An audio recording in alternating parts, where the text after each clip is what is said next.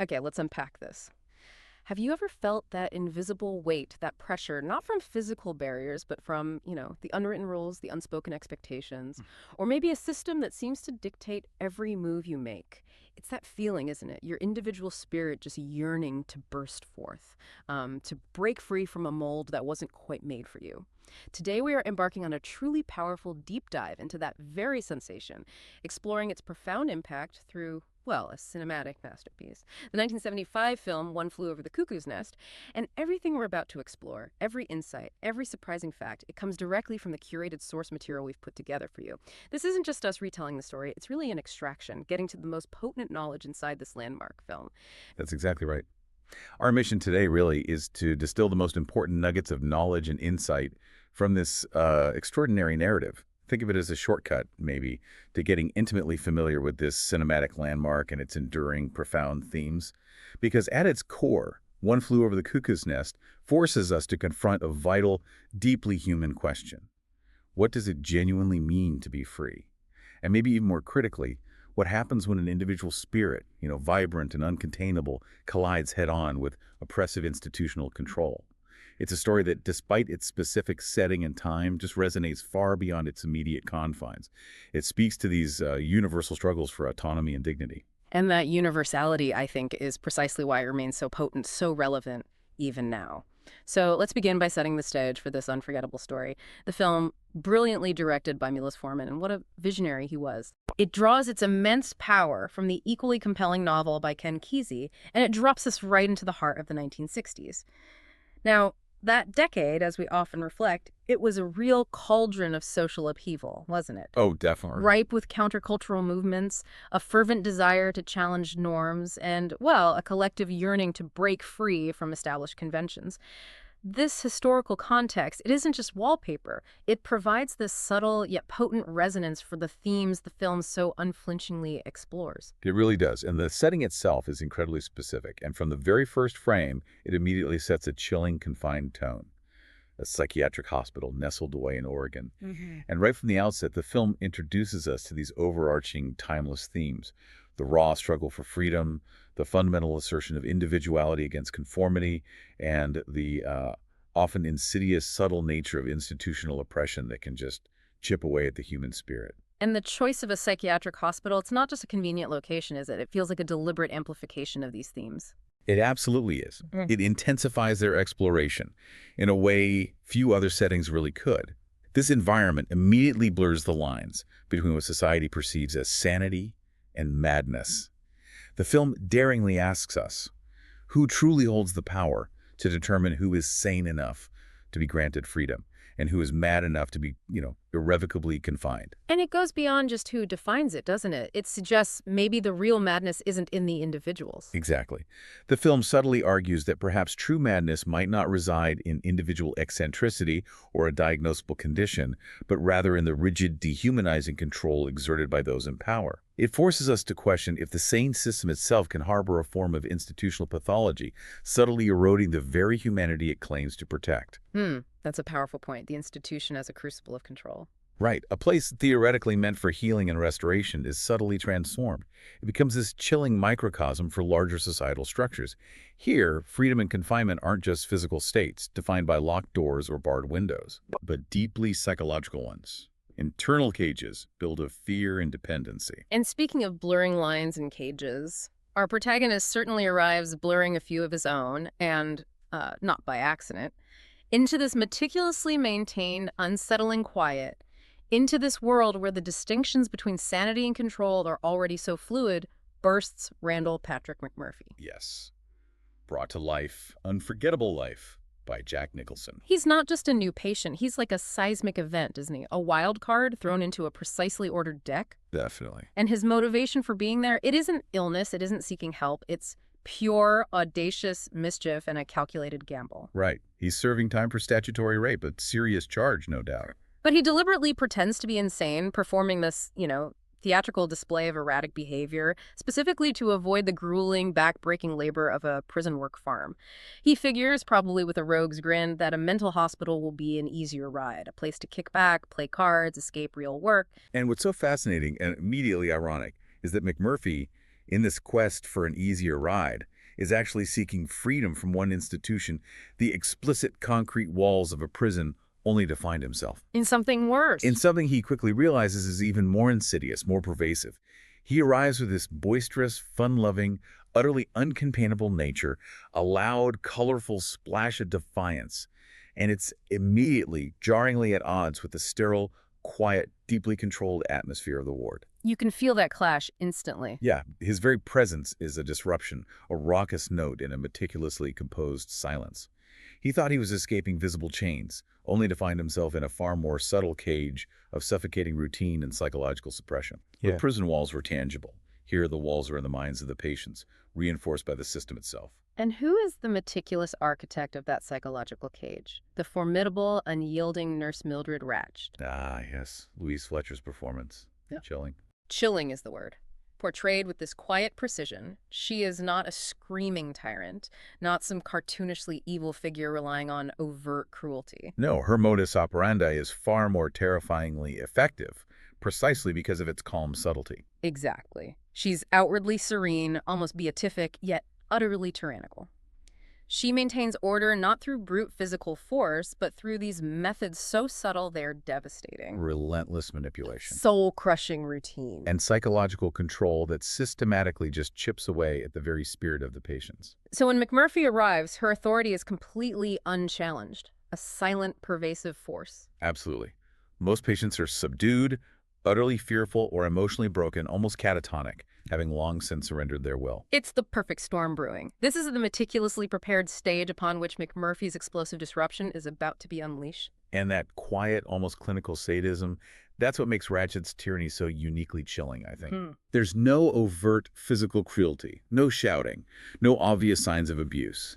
Instead, it's this calm, insidious control that feels almost inescapable because it's woven into every single aspect of the ward's existence. Into every interaction, every therapeutic session. Right. Consider the group therapy sessions, ostensibly a place for healing. Ratched transforms them into these public shaming rituals. She subtly pits patients against each other, exposing their deepest insecurities in front of their peers, using their own vulnerabilities as weapons against them. It's brutal to watch. It is. She doesn't need to physically restrain the patients. She controls their minds by making them internalize her judgments, by subtly reinforcing their perceived madness and their dependency on her guidance. This contrasts so sharply with a stereotypical brute oppressor. Ratched highlights the deeply psychological nature of institutional control. Where the bars aren't visible. But they're felt in every thought and action, every moment of self-doubt. She subtly cultivates fear, not necessarily of her directly, but of themselves, and this profound dependency. She strips individuals of their agency without laying a hand on them. And this is precisely where the real fireworks begin, isn't it? Where the uncontainable force meets the immovable object. McMurphy's rebellious spirit immediately, profoundly, and irrevocably clashes with Ratched's rigid, suffocating system. It's inevitable. He literally brings energy, raw, unbridled humor, and this vital sense of freedom back into this lifeless gray ward. He's a catalyst, an explosive charge in a place meticulously designed to keep everything inert and subdued. And he doesn't just clash with Ratched, he also starts building these crucial, genuine connections with the other patients. Men who have, for so long, been utterly isolated in their fear, their brokenness, their quiet despair. It's a remarkable display of the resilience of the human spirit, isn't it? And McMurphy's inherent understanding of it. His personality acts like this powerful, disruptive current, awakening dormant spirits that had long been resigned to their fate. He sees these men not as their diagnoses, not as their illnesses, but as individuals deserving of dignity, joy, and a flicker of agency. He sees the person underneath. Exactly. And he uses humor and energy, those most human and liberating of forces, as a direct form of rebellion against a system built entirely on suppression and emotional starvation. Think about it. Genuine laughter, spontaneous connection, unscripted joy, these are all anathema to Ratched's carefully constructed world of routine and control. They're dangerous to her order. Precisely. So when McMurphy starts injecting these elements, it's not just for fun. It's an act of profound defiance. He's essentially declaring, you may control our bodies, the walls may hold us, but you cannot control our spirits, our capacity for joy, our connection to each other. And he starts with what seem like small acts, almost insignificant gestures, but they ripple through the ward with huge ramifications. He first reaches out to Chief Bromden, this towering Native American man who has been meticulously pretending to be deaf and mute for years. An astonishing act of self-preservation in that environment. Truly. Then there's Billy Bibbit, the shy, stuttering young man burdened by deep emotional trauma and a crushing dependence on his mother. Whose vulnerability becomes so critical, so heartbreaking later on. It really does. Dale Harding, an intelligent but deeply insecure man, sort of the de facto leader among the patients before McMurphy's arrival. He finds an unexpected connection, too. As do Martini, Scanlon, Cheswick, and others who genuinely look up to McMurphy's courage, his zest for life, his sheer audacity. These are the men whose dormant, almost extinguished spirits he begins to prod awake, one small, defiant act at a time. And those acts, while they might appear minor on the surface, they are incredibly significant victories against the relentless, dehumanizing institutional routine. Take the World Series incident. When McMurphy simply asks to watch the game on TV, it's not just about baseball. No, it's symbolic. It's about a common, fundamental human desire for connection to the outside world, for entertainment, for a shared moment of simple joy, for a break in the monotony. And Nurse Ratched, of course. Coldly blocks it, citing therapeutic reasons, but really, she just cannot tolerate even this small crack in her absolute control. McMurphy's response is brilliant, isn't it? A stroke of genius that just encapsulates his spirit. Oh, it's perfect. Yeah.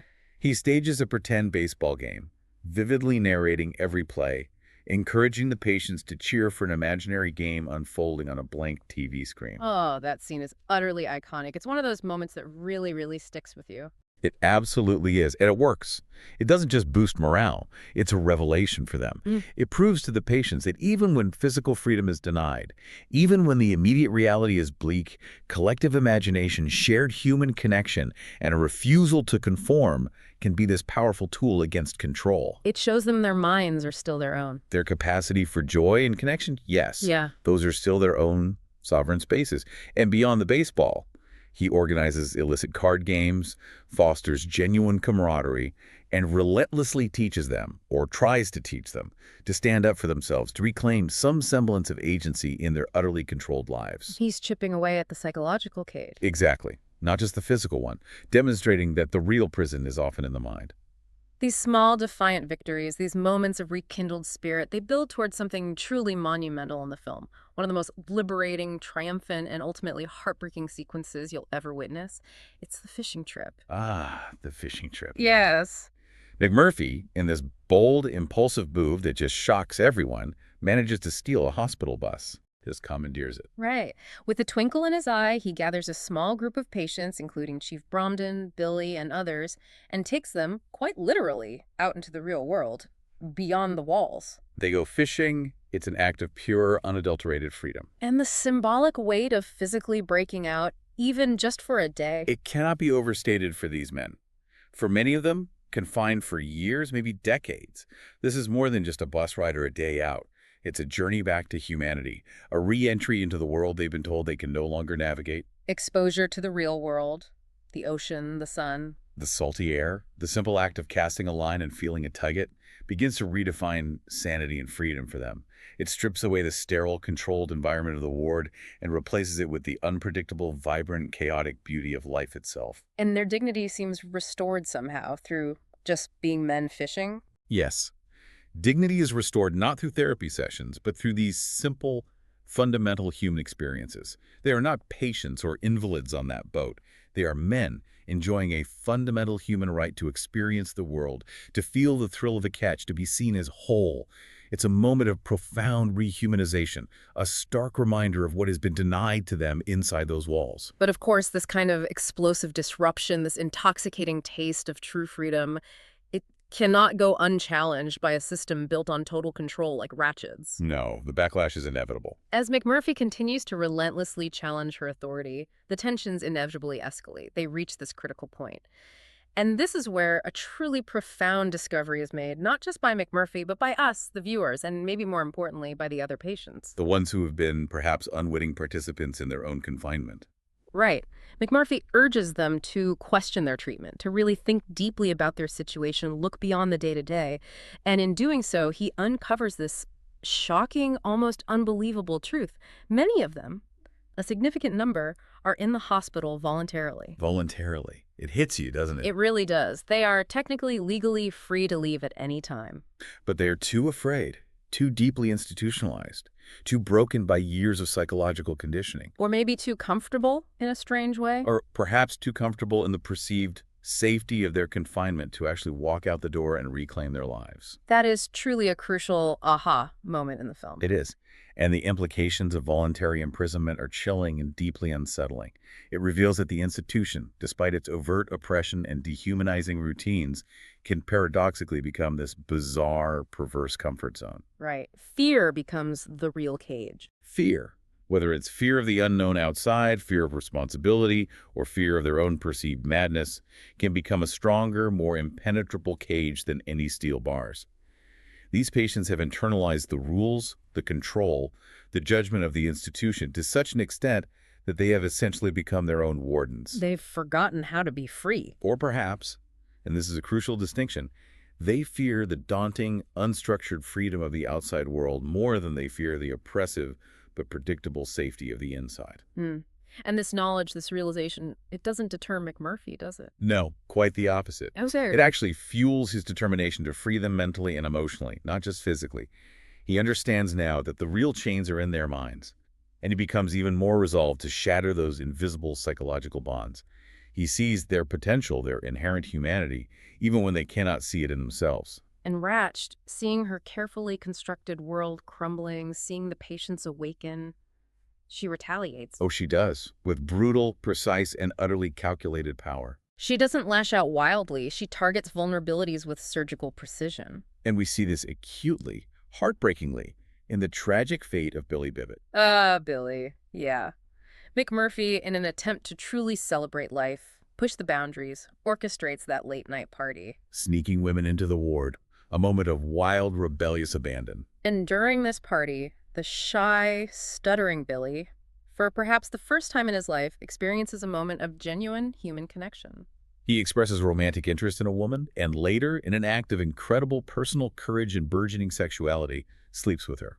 It's a moment of profound liberation for him, isn't it? A blossoming of a spirit that had been so utterly suppressed. It's a moment of raw, authentic human connection and expression, precisely the kind of vibrant, unpredictable life that Ratched's system is designed to crush. To pathologize, to eliminate. Exactly. So when Nurse Ratched discovers what has happened, she doesn't just punish the rebellion, she weaponizes shame with a chilling precision. She shames him publicly, verbally tearing him down, using his deep-seated insecurities, his crippling fear of his mother as a psychological bludgeon. She knew exactly where to strike. She knew precisely where his deepest fears and emotional wounds lay, and she mercilessly exploited them.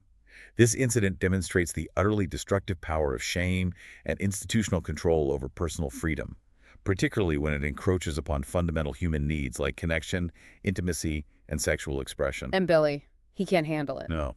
Overwhelmed with guilt and terror, unable to reconcile this fleeting, beautiful moment of freedom with Ratched's crushing, shaming judgment. Utterly consumed by the psychological weight of her disapproval, he tragically takes his own life. It's just devastating. It's a devastating illustration of what happens when the institutional cage completely consumes the individual, when the external control becomes so internalized that the individual chooses to self-destruct rather than face its relentless pressure. And this act, Billy's devastating death, it just unleashes this torrent of pure, unadulterated fury in McMurphy. Understandably. He's beyond devastated, absolutely incandescent with rage over what Ratched has done, over the system that allowed it. In a desperate, primal outburst, he lashes out. He attacks Nurse Ratched, attempting to strangle her. Trying to literally choke the life out of the oppressive system she embodies, to wring out the very essence of her control. He is, of course, swiftly and brutally restrained by the orderlies and dragged away. And the institution, in that chilling moment, seems to have won. A decisive, crushing victory, silencing the loudest voice of dissent. And its final, brutal, and utterly dehumanizing victory over McMurphy's spirit is starkly revealed when he eventually returns to the ward. That return. But he's not the Randle Patrick McMurphy we knew, not the vibrant, laughing, defiant man who brought light into the darkness. Something has irrevocably changed. Something fundamental has been extinguished. He has been lobotomized. Surgically altered, transformed into this lifeless, blank version of himself, a vacant shell where a passionate spirit once resided. The lobotomy here It's not just a medical procedure. It is the ultimate horrifying symbol of the institution's complete and total triumph over individuality, over free will. It's the system saying, with chilling finality, If we cannot control your spirit, if we cannot break your will, we will simply eradicate it. it underscores the film's chilling, timeless message about the profound dangers of extreme institutional power. Its willingness to destroy the very essence of a person, to obliterate their personality and humanity, all in the name of maintaining order and control. It's a deeply tragic, unsettling, and unforgettable moment in cinematic history. But profoundly, this isn't where the story ends, is it? No, thankfully. This is where the torch passes, in a truly powerful and unexpected way, from the boisterous instigator to the quiet observer. Chief Bromden, the towering figure who had meticulously maintained his silence for years. Who had grown incredibly close to McMurphy. And who had found the strength to speak again solely because of McMurphy's relentless belief in him. He sees what has been done. He sees McMurphy's lobotomized state, this empty, broken shell, and immediately realizes with agonizing clarity that the true Randle Patrick McMurphy would never, ever want to live this way. Would never want to exist in such a diminished, spiritless state. So, in a profound act of compassion, dignity, and newly found agency, Chief tenderly smothers him with a pillow, ending his suffering. A mercy killing born not of malice, but of deep love and respect for McMurphy's true, wild spirit. It's the ultimate act of liberation, really. Not just for McMurphy from his tortured, empty existence, but for Chief himself. The film culminates in this powerful, emotionally charged final moment where Chief Bromden, now embodying the very essence of McMurphy's indomitable fight, finds a strength he never knew he possessed. He lifts that heavy hydrotherapy control panel. The very panel that McMurphy himself had once tried and failed to move, symbolizing his inability to physically break out, his frustration against his concrete barriers.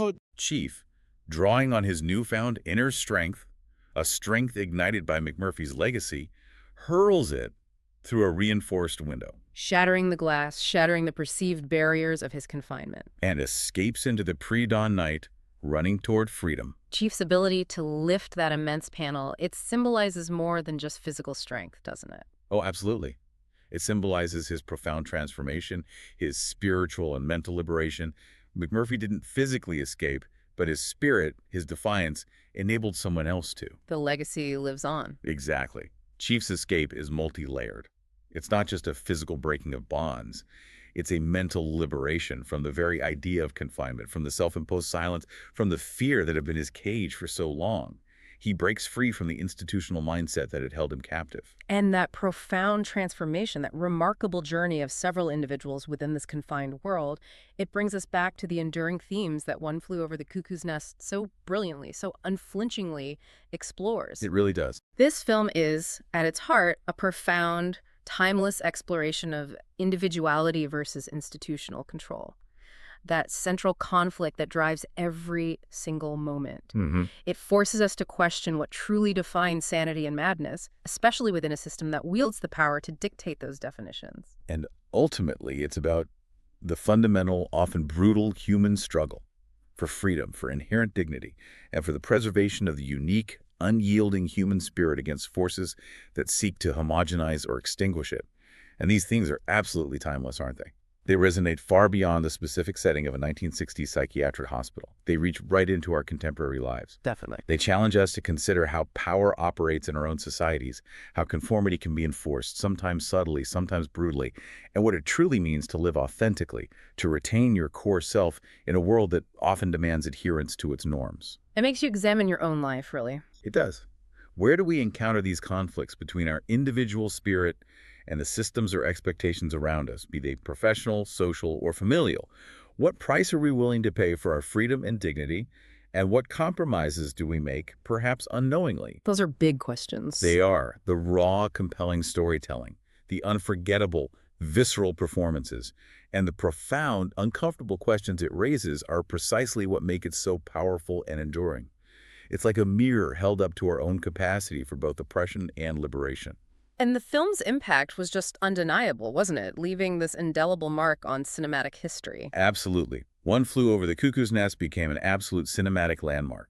It cemented its place in film history not just as a great movie, but as a genuine cultural phenomenon. And the critical acclaim was immense, culminating in that truly remarkable achievement at the Academy Awards. The big sweep? It swept the 5 major categories, a feat rarely accomplished. Best Picture, Best Director for Milos Forman, Best Actor for Jack Nicholson, Best Actress for Louise Fletcher, and Best Screenplay. And what's truly fascinating about that sweep is its extreme rarity. It's one of only 3 films in history to achieve that remarkable feat, Wow, only 3. capturing those 5 most prestigious categories. It's a testament to its profound impact and the sheer brilliance of its execution across every aspect of filmmaking.